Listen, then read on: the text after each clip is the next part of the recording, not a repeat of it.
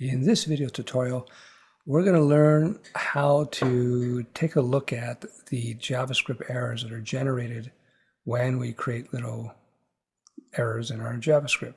If you recall, in a previous video, we had written some errors and all that happened was nothing. If you remember, we tried to do some alerts and we wrote the code incorrectly and the page just didn't display anything.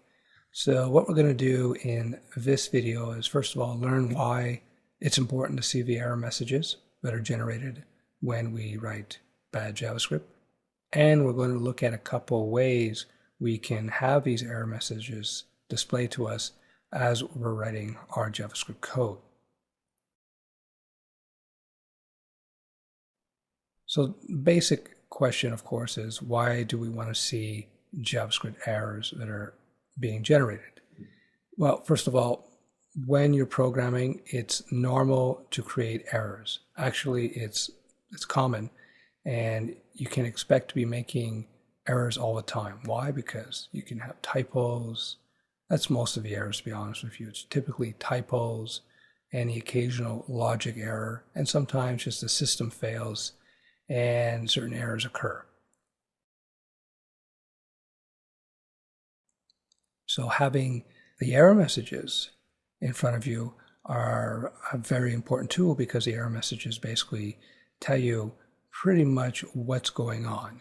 And if you got a good error console, the console is basically just a window that displays all the text errors.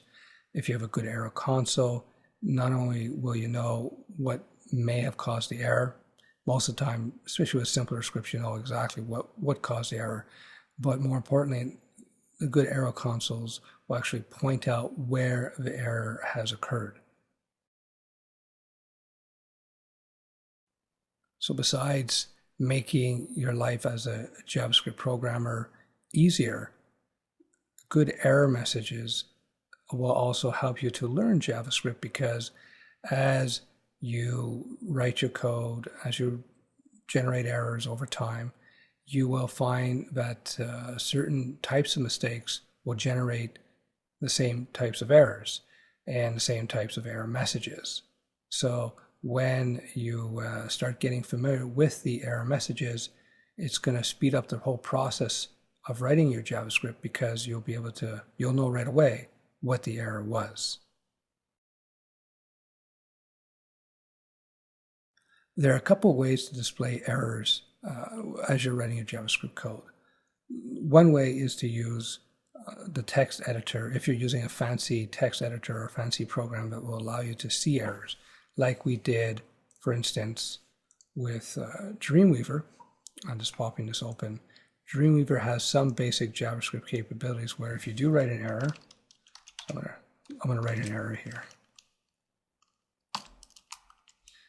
JavaScript, there we go. So you see it tells us right here. Now, as you can see, it doesn't actually highlight the right line for some reason here. So if I just back that up,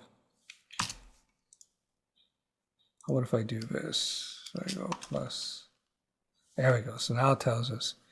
Now if you look here, there's a syntax error on line 12, code hinting may not work. So it doesn't give you any information about the error, but at least you know that this is a probable error. So if we just put a semicolon, you see the error disappears.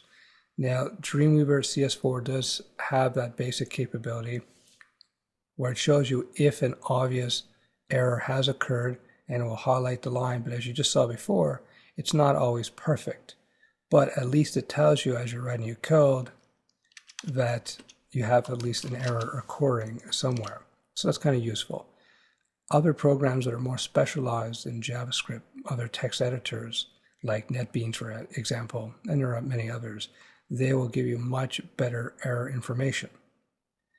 That said, you don't have to use a fancy program like Dreamweaver or NetBeans to see error messages. You can actually do this in the web browser itself. So let's take a look. So here's our error page. I'm going to refresh this. And we see the alert box popping open as we're used to.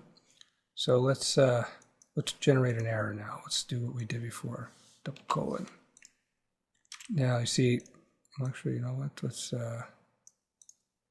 It should generate something. There we go. So see, we got an error. Dreamweaver gives us this default, you have an error, but it doesn't give us any information about the error. So let's load this page up in the web browser, see what happens. So nothing happens. We don't have the alert box as we saw before. So how do you display errors in the web browser? In Firefox, I'm using this now, and in Internet Explorer, it's two different ways. Let's go back to Firefox for now. So let's just minimize all this. Now, here we go. Here we go. So I'm going to refresh the page. Nothing happens. We don't see anything. But if you go into Tools, Error Console, I'm going to clear this. And I'm just going to refresh the page again.